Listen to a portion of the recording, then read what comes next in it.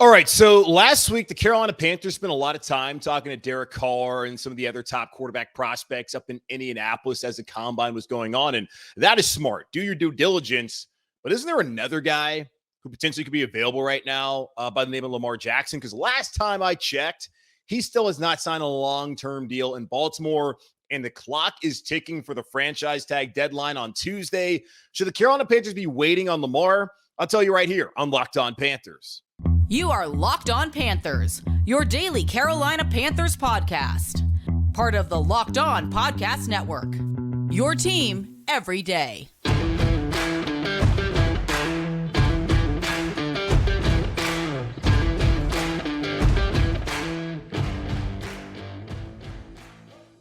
Welcome into another edition of the Locked On Panthers podcast, a part of the Locked On Podcast Network. I'm your host, as always, Julian Council, talking Carolina Panthers with you every Monday, Tuesday, Wednesday, Thursday, and Friday. Your team every day. That's our motto here on the Locked On Podcast Network. Make sure to watch our show and subscribe to our show over on our Locked On Panthers YouTube channel. You can also check out the podcast free and available wherever you listen to your favorite podcasts. Just be sure to rate, review, and subscribe so you never miss a single edition of the show. And be sure to follow me, Julian Council, on Twitter at Julian Council, where on Fridays right here, I answer your weekly Friday mailbag questions.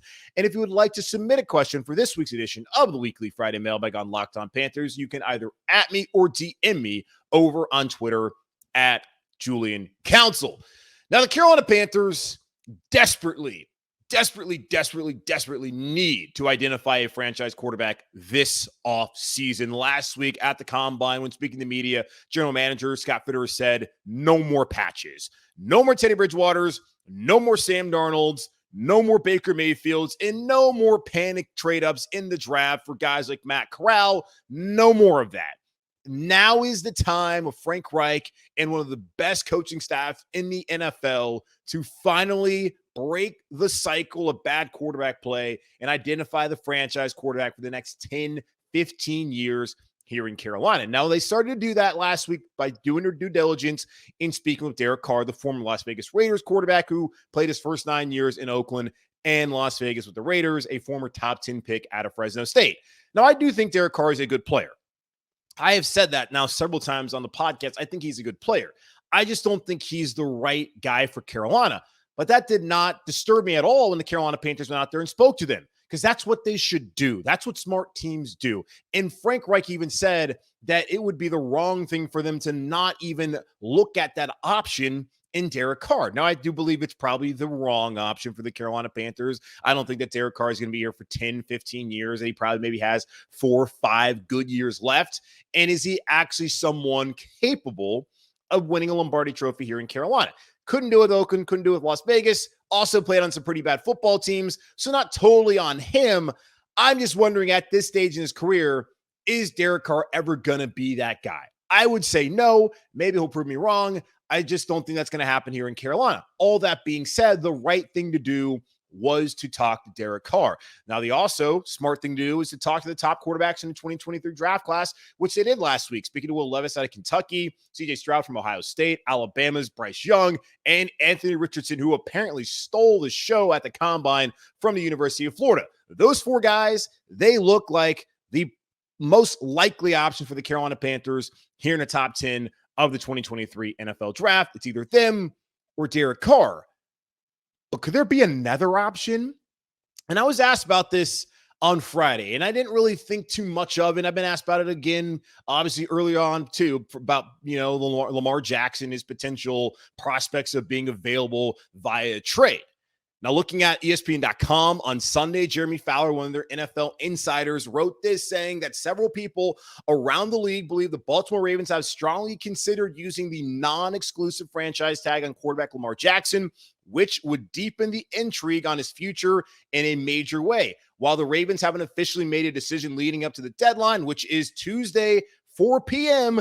tomorrow, by the way, folks, several league executives now believe the non-exclusive tag, which allows teams to offer Jackson a contract that Baltimore can either match or decline in exchange for 2 first-round picks makes the most sense for Baltimore. Baltimore has had a challenging time negotiating with Jackson, so this allows him to shop his own services and bring on an offer to the Ravens, taking out the guesswork and haggling over guaranteed money. This tag should also fall somewhere around $32 million. It's actually $32.416 million to be exact, far less than the rejected $45 million for the exclusive franchise tag, and transferring the work to Jackson and other teams to help Baltimore maintain neutrality in any potential breakup. So the Baltimore Ravens have yet to do anything as of this recording, short of 6:30 p.m. on Sunday evening on March 5th. Nothing's happened. Tomorrow, 4 p.m., that is the deadline for the franchise tag. Either $45 million fully guaranteed exclusive franchise tag or $32 fully guaranteed non-exclusive, which would allow the Panthers, the Falcons, and any other team in the league to talk to Lamar about a contract. Now, here's the thing with Lamar Jackson. Lamar Jackson is an excellent football player. Have people already forgotten that he's won an MVP? While we sit here and we talk about how great guys like Josh Allen are, Josh Allen has not been the MVP of this league. He's still tremendous. Doesn't really matter. All I'm saying is Lamar's won an MVP. Now, there's also the people who say, well, Lamar, how good of a passer is he? He hasn't won that many games in the playoffs. How much success has Josh Allen had in the playoffs too, folks? But just putting it out there, it's hard. He's in the AFC. Mahomes is in the AFC. Burrow's in the AFC. It's not just that simple. In the last 2 seasons, Lamar has dealt with injury issues, which is why I think he's even in this position right now with Baltimore. Obviously, he helps them win football games. But for whatever reason, right now the Baltimore Ravens do not want to give Lamar Jackson what he is asking for. So if that's the case, for a team that has been the number 1 seed in the AFC and has been basically revived once Lamar took over, if they don't want to sign him to what Lamar wants, why should the Carolina Panthers do that? And why should the Carolina Panthers also give up 2 first-round picks in the process? That is a question that I'm asking myself, and I'm asking you as well. If the Ravens, who know everything about Lamar, his medicals, the kind of guy he is in the locker room, and how special a player he is on the field, and know how important he is to their franchise, if they have yet to come to a determination on whether they want a franchise tag him or give him a long-term deal, why should the Panthers be quick to leap to give up 2 first-round picks and then blow up their cap situation for this quarterback? It's not very simple as, okay, you trade for Lamar and then, okay, you bring him into the cap. Like, you have other guys like a Brian Burns who you want to extend. You have Bradley Bozeman who you're going to want to bring back. Maybe Deontay Foreman. How do they fit into this if the Panthers trade for Lamar and then give him the guaranteed money he wants and then have to be saddled with a large cap hit with the quarterback? Now, Scott Fitterer always talks about he has a plan. I have a hard time understanding how you can have a plan with the contracts on this roster when you don't even have the quarterback identified. A rookie quarterback gives you so much flexibility opposed to a proven commodity who, again, I think is an excellent player, and I would love for him to be in Carolina and Lamar Jackson, but someone whose cap number is going to make it far more difficult for you to build a winning team around him and get you to where you want to go, which is to the Super Bowl. And quite honestly, it feels like the question here is not more so, why would the Panthers give up a first-round pick and then a bunch of money when Baltimore's not willing to do that right now with Lamar? But would they rather trade 2 first-round picks for Lamar, a proven commodity, and a former MVP? Or would they rather give up 2 first-round picks to move up in the draft to make sure that they get Anthony Richardson or Will Levis or CJ Stroud or Bryce Young? The answer, I don't think, is that simple, because we already know who Lamar is. We've seen what he's done in the league, while the other 4, crapshoot. Could be great, could be okay, could be a total bust. But Lamar, you know what you're going to get out of him. You do question whether you're going to get 17 games out of him, which Baltimore has not the last 2 seasons, and that torpedoed their season and their chances of competing for a Super Bowl in 2021 and 2022. Might the Panthers be in the exact same situation upcoming? Does Lamar even fit what Frank Reich wants to do on offense? Those are questions that are out there to be asked. But for me personally, yeah, the Carolina Panthers should wait to see what happens to Lamar, and it should be in on that deal. But is that a deal I think the Panthers should make? Right now, I would say no.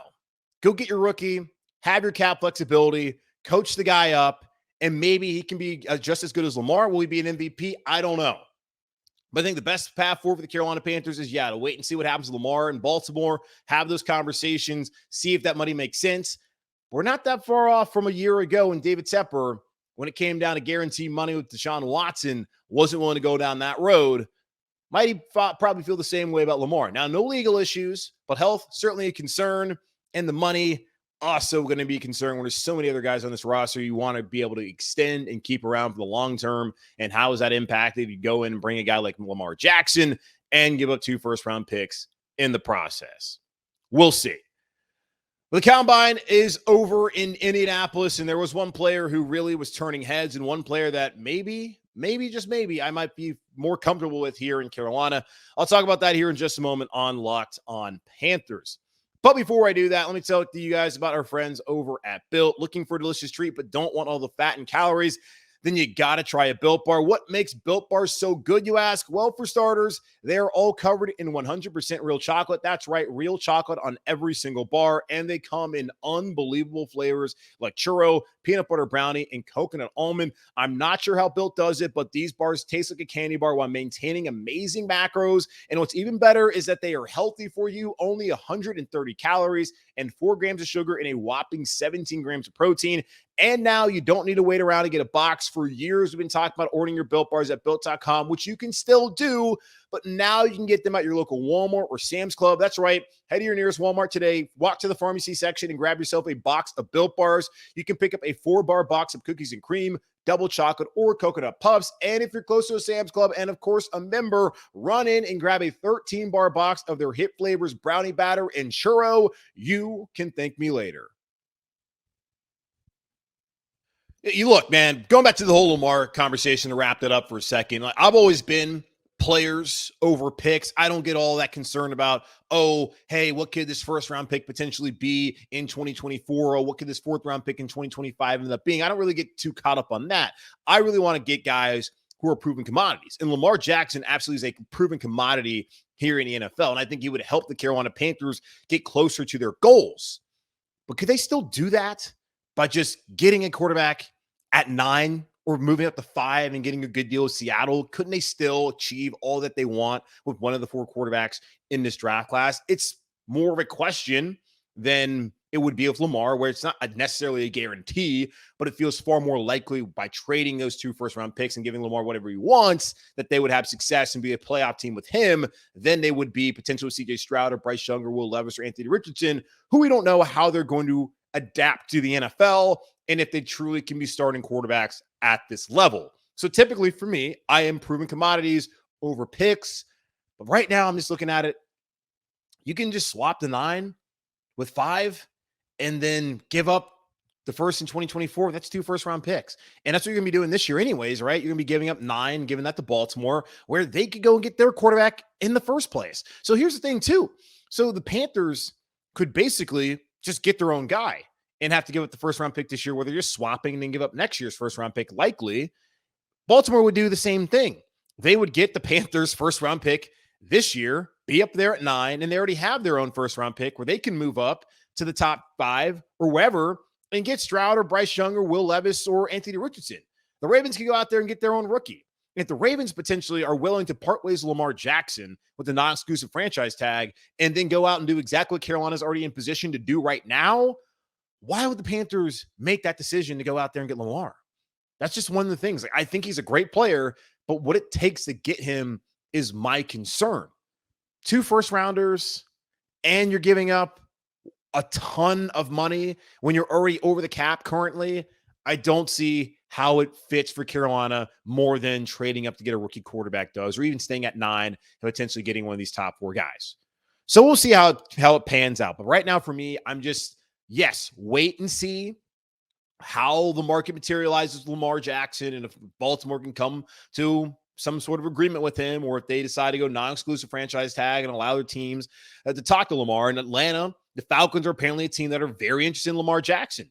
Do you want the Falcons to get Lamar? Because when you look at it right now, I don't know where Tampa's going other than to the bottom of the NFC South. New Orleans, they're kind of at a crossroads where they need to find a quarterback. And Derek Carr, if they get him for the next couple seasons, they should be fine. But that's still a roster that's kind of a little bit on the aging side. And no more Sean Payton. Is Dennis Allen really that strong of a head coach?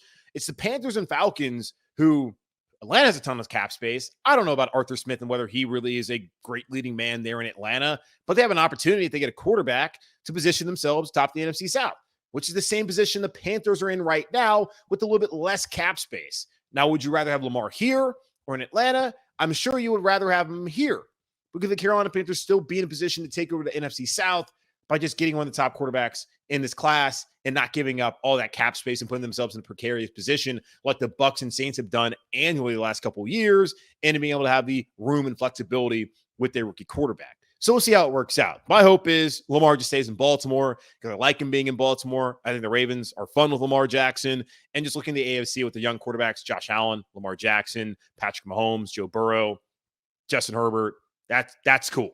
That's fun. I like all of that. And maybe we can throw in Deshaun Watson if he figures it out. So all those guys in the AFC, I'm totally fine with that. I don't really love when guys got to leave, especially when they do such great things in towns like Baltimore. If he wants to come to Carolina and the Carolina Panthers can make it work, sure, that's great. I just wonder who's going to be a casualty for Lamar Jackson potentially being a Carolina Panther. Now, there are other options. Again, last week they spoke to Derek Carr. They're going to talk to him again, I believe, today on Monday. Later on, we'll find out what's going to go on there. There's an update from Dan Graziano from ESPN.com on Sunday about Derek Carr that we're going to get to here in a few moments as well. So they did that. They spoke to a lot of these rookie quarterbacks and potential prospects. And there was one guy who really just took over the combine last week, and that was Anthony Richardson. And if you watch the man play and you see the kind of athlete he is, you're really not all that surprised. My first understanding of just how ridiculous Richardson was back in the 2021 season, the opening game of the season for Florida, where he had a run where he just rolled out to the right side, hurdled a guy, and ran 80 yards for a touchdown. It was sick. And I was wondering myself, why is Dan Mullen not starting this guy? And then when I watched him play Georgia later that season, his first career start, I understood why Dan Mullen was not playing Anthony Richardson. And when you watched him play this past season, still looked awesome, then wasn't all that great, but also an explosive player. And you have to wonder, could he be one of the best quarterbacks in the league if he gets the right coaching and gets the right opportunity and enough time to learn and grow and develop? Well, he nailed the combine this past weekend, which isn't surprising really to anybody just because he's a ridiculous athlete. He had a 40.5-inch vertical. He ran a 4.4340. He's 6'4", 244 as far as his height and weight, which he's an athletic freak. And he compared himself to Cam Newton. He said he started calling himself Cam Jackson back in high school, where he was comparing his game to Cam Newton, of course, the former Carolina Panthers quarterback, and then Lamar Jackson, who we were just having a conversation about. Yeah, I would totally take a combination of Lamar and Cam Newton. And there's even been some comparisons there with Josh Allen, particularly when you look at his college stats not necessarily being all that accurate, at least how his completion percentage looks like on paper. I didn't watch every throw that Anthony Richardson made. I didn't watch every game that he played at Florida, so I can't sit here and say that I know in depthly whether he's truly an accurate quarterback or if it was wide receivers or some other factors that led to a low completion percentage. But we have not seen very many examples in the modern game of a guy having a low completion percentage in college, then coming to the NFL, and then all of a sudden turning that into one of the higher completion percentages in the league. The only guy that's really done that is Josh Allen, who there were some serious questions about him his first couple of years. But what Josh Allen had around him was really talented players and a good coaching staff, but he also had the physical talents and traits that allowed him to raise his floor early on as a quarterback in the league. And Anthony Richardson certainly has that in spades and probably way much more of it when you watch this man, how physically imposing he can be on the football field. And wouldn't it be great to have another one of those guys at quarterback? I think some of you are saying yes, and some of you are also probably saying no and concerned that while we loved Cam, don't we want someone who might be a little bit different than Cam because things did not work out, at least in the long term, with Cam Newton bringing the Lombardi Trophy here in Carolina. Now, you also look at the coaching staff maybe and maybe their shortcomings. Mike Shula as the OC. You can also look at the shortcomings of what was around Cam and all of that conversation that we've had ad nauseum here in Carolina. But when I look at Anthony Richardson this past weekend, it's really hard not to want this guy on your football team. And I go back to my conversation with Mike Cave, the Charlotte Observer, where he does not think that Anthony Richardson is going to, be there at 9. He thinks he's going to be up there in the top 5. And after this week in Indianapolis, that really feels like the case. And I've been looking at a lot of reports, Ian Rappaport from the NFL Network, Fowler, Graziano, plenty of people out there talking about how Anthony Richardson was the talk of the combine, not just his physical traits, but also the conversations and meetings that he had with teams, how impressive he was there. And we can't get too caught up in the 40 times and all that other kind of stuff, the 3 cone drills and all that nonsense they do at the combine. You got to look at the tape. And the tape certainly tells a different story about Anthony Richardson. But you have to wonder, is his best football ahead of him? How much better is Bryce Young going to get? How much better is C.J. Stroud going to get? How much better is Will Levis going to get? You have to ask all these questions and then wonder, how much better could Anthony Richardson get? Because as I've said throughout this process so far, I feel like if this guy is able to put it together, he could rule the world because he is already a sick athlete, just like Cam. When Cam, he was already a great athlete, he came out firing. We already know what he did in his first couple games here in Carolina, what he did his career here in Carolina in that MVP season 2015. Like Anthony Richardson, when he can put everything together, could we get a same kind of player like Cam Newton, but maybe even better down the road with better coaching and better athletes and player makers around him? Potentially. I just know for me right now at this point in time, I'm totally fine taking any of these top 40 quarterbacks. I'm talking about Bryce Young, C.J. Stroud, Anthony Richardson, Will Levis. I'm totally fine taking any of them. Now, my preference would be Bryce Young first and foremost. I know he is 5'10", 204. That's important, but I watched the tape, man, and the dude's sick. So I'm not really all that concerned about Bryce Young. C.J. Stroud, I've been convinced ever since that Georgia game in the playoff. Anthony Richardson, it might take some time. He said he doesn't know the idea of being a project, has no idea what that means. But I think that with the coaching staff that they have here in Carolina, they can certainly work with him. Frank Reich, Jim Caldwell, Parks Frazier, Josh McCown, whoever the veteran quarterback they bring in here, Anthony Richardson is going to have a good, solid foundation around him here in Carolina. And then Will Levis, that's the guy I would take fourth out of those top 4. At this point in time, I'm kind of cool with any of them because it's a crapshoot. I have no idea. Based off what I saw in college, Bryce Young, C.J. Stroud, those are the top 2 guys. Levis probably is better than Anthony Richardson, but just looking at the athleticism and potential to be even better, I would go with him over Levis. I don't know how it works out. But right now for me, with the staff in place, the way the Panthers have gone about things so far, I think I'm totally fine taking any of those 4. But the one that really intrigues me after this weekend is Anthony Richardson, because that dude is a freak. And you just got to wonder, with the right coaching, the right talent around him, how good could he be at the NFL level? Maybe we'll find out here in Carolina. Maybe we won't. But I'm totally fine if we do to get the opportunity to do that. And I'm totally fine with any of the other 3 guys out there also after the NFL Combine this past week in Indianapolis. Now, the first conversation they had this past week in Indy was with Derek Carr. And the Carolina Panthers are going to have another conversation today on Monday with Derek Carr, and we'll see how that goes. I have another update on Derek Carr and also when the Panthers should make a move up in the draft to potentially get a quarterback and decide that Lamar or Derek Carr are not the answer here in Carolina. We'll talk about that here in just a moment on Locked On Panthers. Scott Fitterer said last week, no more patches, no more Sam Darnolds, no more Baker Mayfields. It is time to get it right at quarterback. And might Derek Carr not represent a patch? I certainly think that he would be more of a patch than a long-term answer, considering that he's 32 years old, probably has 4 or 5 good seasons left. I don't see him as a guy who's going to be playing until he's 40 years old. And I don't even know how much better Derek Carr is going to be in the remaining 4 or 5 years of his career as a starting quarterback in the NFL, if it even has 4 or 5 years as a starting quarterback in the NFL. He's got at least 2 or 3 just based off of whatever deal he's going to sign potentially here in Carolina or New Orleans or with the Jets.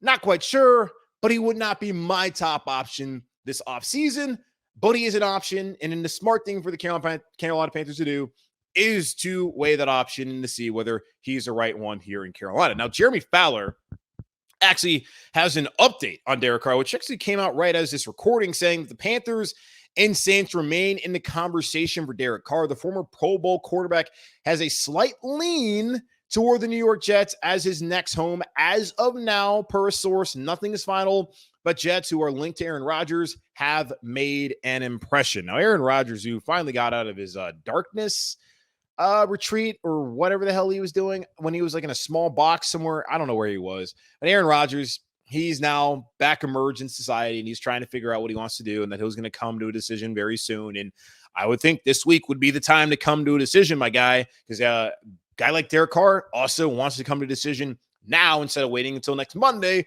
when the legal negotiating period begins in the NFL, leading up to the new league year starting at 4 p.m. on Wednesday, March 15th. You got to tell a team this week what you're going to do. Are you going to play football? Are you going to stay in Green Bay?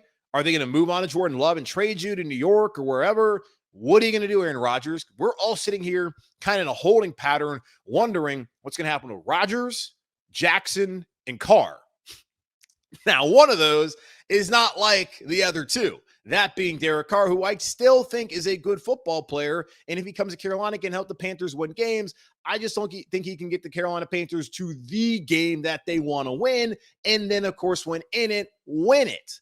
But he's a fine option for the Carolina Panthers, potentially even if they want to go out there and still draft a quarterback, which Scott Fitterer did say last week, it'd be tough to get a veteran like a Carr and then still get one of these top guys. Because I think if they want to get one of these top guys, they're going to have to move up. And I read a report also from Graziano and Fowler on Sunday afternoon where it looks like the Raiders are going to bring back Jarrett Stidham, and they could also be in the market for getting one of these rookie quarterbacks. So you got to look at it. Indianapolis wants one. They're already ahead of the Carolina Panthers. The Raiders want one. They're already ahead of the Carolina Panthers. The Colts, they want one. So you got Houston, Las Vegas, potentially. The Colts, it might not be there for the Carolina Panthers to get the guy that they want. And I know I'm forgetting another team as well. I can't think about it right now off the top of my head with the draft order, but the Panthers got to make a move. And if they're going to make a move, they need to do it this week. And we really need Aaron Rodgers to come up with a decision so that Derek Carr can be the next domino to fall. And then the Ravens really have until 4 p.m. tomorrow to come up with whatever their decision is going to be, whether they're going to have a long-term deal worked out with Lamar or they're going to buy more time with the exclusive franchise tag or go the non-exclusive route, which would allow Carolina and Atlanta and the other teams in the NFL looking for a quarterback this offseason to then have a conversation with Jackson. We need these dominoes to fall so the Carolina Panthers can make a decision prior to free agency starting next week. And for me, ideally, by the end of the week, the Carolina Panthers will have already traded up into the top 5 of the draft. I don't want to wait until draft night. I want to get this deal done now. I want to go into Monday when they can start talking to players and start coming to new deals with players like Bradley Bozeman and potentially other free agents out there. I want them to already have a plan in place at quarterback. Whether that's Derek Carr, whether that's Aaron Rodgers or Lamar Jackson, I want all that figured out before Monday. If it's a rookie, then I want that figured out by trading up to number 5 at the very least of Seattle, where Scott Fitterer, as we know, already has the ties, having spent 20 years with the Seattle Seahawks, and probably can get a pretty good deal where it could be the first-round pick this year, as in they swap, and then maybe you only give up a couple second-round picks. Maybe that John Snyder does them a deal knowing that they made out like bandits last year with the trade to Russell Wilson to Denver, and that they don't necessarily need to gouge Carolina for picks. They're good. And who knows how the Broncos are going to be moving forward. But Seattle has their quarterback in Geno Smith. They can build their roster by still being in the top 10 of the draft, whether they stay at 5 or they go to 9 with Carolina. At the very least, I need the Panthers to have traded up to 5 to where if you get to draft night and you feel like you got to get up to 3 with Arizona to then get your quarterback, that maybe you're not giving up too much either there because they're not going back too far, or at least to get it to number 1. But at the very least, I want the Carolina Panthers to have moved up to 5 by the end of this week if they have not already decided that they want to bring in Aaron Rodgers or Lamar Jackson or Derek Carr, which I don't really think Aaron Rodgers is an option. It's kind of the same thing. Like you got to give up a lot and he's going to cost a lot. And how does that work with bringing back Bozeman and then Burns and the whole cap situation here in Carolina? Same case kind of Lamar Jackson, even though there's a little more longevity there potentially with Lamar. Have no idea. He's a younger player. He's been injured the last couple of seasons, so not quite sure how his body's going to hold up and how long he actually will be playing football, but still good player. And then Derek Carr, don't have to worry about draft picks, but again, still got to worry about the cap situation. Does it make more sense for the Carolina Panthers to just give up picks and have cap flexibility by getting one of those rookie quarterbacks in the draft, which for me, I feel like that is the right decision for the Carolina Panthers to make. But we'll see what Scott Fitterer does. And Fitterer, we have to trust at this point in time. So for me, though, I'm looking at it. Panthers make a deal. Make a deal by the end of the week, whether it's for a veteran quarterback or if it is trading up in the draft. I want that figured out this week so the Carolina Panthers then can focus in on building the rest of the roster through free agency, then focusing on the draft and knowing that one of the top 4 quarterbacks will be on this roster, whether it's at 5, 3, or 1. I'm hoping the Carolina Panthers can make a deal this week with either a veteran or know where they're going to be in draft. They're in the top 10 or 5 rather, once we roll around into draft coverage later on next month. All right, that's going to wrap up this edition of the Locked On Panthers podcast, a part of the Locked On Podcast Network, hosted by yours truly, Julian Council. Again, y'all make sure to watch the show, subscribe to the show over on our Locked On Panthers YouTube channel, and be sure to check out the podcast wherever you listen to all your favorite podcasts, free and available everywhere. Just be sure to rate, review, and subscribe, and follow me on Twitter at Julian Council. Where on Friday, I'll be back to answer your weekly Friday mailbag questions, either at me or DM me over on Twitter at Julian Council. In the meantime, be safe, be happy, be whole. As always, keep pounding, and I'll talk to y'all on Tuesday.